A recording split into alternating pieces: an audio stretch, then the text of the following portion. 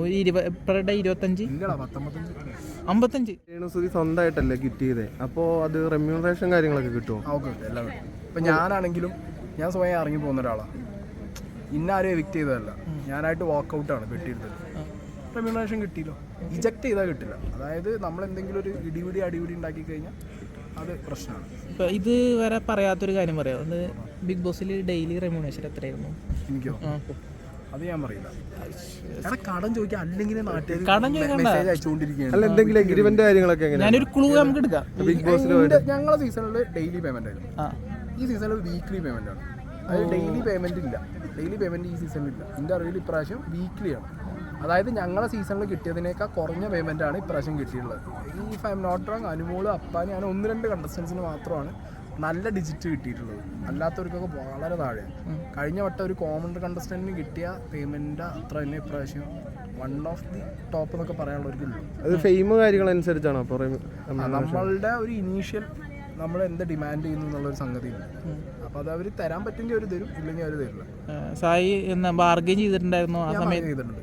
അതായത് സായിക്ക് യൂട്യൂബിന്റെ ഡെയിലി വരുമാനം, ആ വരുമാനത്തിന്റെ ഏകദേശം തന്നെയാണ് അവിടെ നിന്ന് വാങ്ങിയിട്ടുണ്ടായിരുന്നു.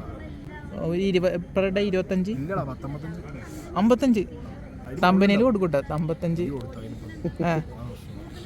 വാങ്ങിനായിരുന്നു ഞാൻ. 55 ഉറുപ്പിയും 5 ലക്ഷത്തിന്റെ പെട്ടിയും പിന്നെന്തൊക്കെയുള്ള അത്യാവശ്യം മുതലായി. പിന്നെ അത്യാവശ്യം 1-2 ലാസ്റ്റ് ആഴ്ച കയറിയ ഒരു 2-3 ദിവസം പേയ്മെന്റ് ഇനി യൂട്ടിക്കോ സെറ്റിൽഡായി, മൊത്തത്തിൽ സെറ്റിൽഡായി. ഞാൻ അല്ലെങ്കിലും സെറ്റിൽഡാണ്. അതായത് സുമി ഉദ്ദേശിച്ചത് അല്ല, ചില ഒരു കണ്ടസ്റ്റൻസ് പറയാറുണ്ട് ബിഗ് ബോസ് കഴിഞ്ഞിട്ട് പേയ്മെന്റ് കിട്ടിയിട്ടില്ല എന്ന് പറയുന്നുണ്ട്. അങ്ങനത്തെ വിഷയമൊന്നുമില്ല. ബിഗ് ബോസ് കഴിഞ്ഞാൽ കറക്റ്റ് പൈസ കിട്ടും. അതിനൊന്നും അവർ പിച്ച തട്ടിയെടുക്കാണ്ടിരിക്കുന്നത്. എൻ്റെ മോൾ ഷൈനാണ്, അവർ കൃത്യമായ പൈസ കൊടുത്തു. 1 ടൈം പേയ്മെന്റ് ആയിട്ട് ഒറ്റ ക്രെഡിറ്റ് ആവുക ചെയ്യാതെ ഇല്ല, അതിന് ടേം ഉണ്ട്.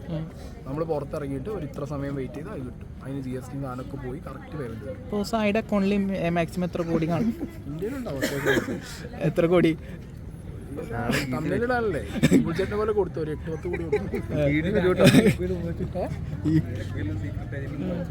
ഇങ്ങനെയൊക്കെല്ലോ. മൈ ഗോഡ്, ഇയാൾ മറ്റേ ലൈനൊന്നുണ്ട്. അടുത്തോട്ട് പോയിട്ടില്ല. ആര് ബിഗ് ബോസ് തെറിയാൻ? Okay, thank you. Bye by.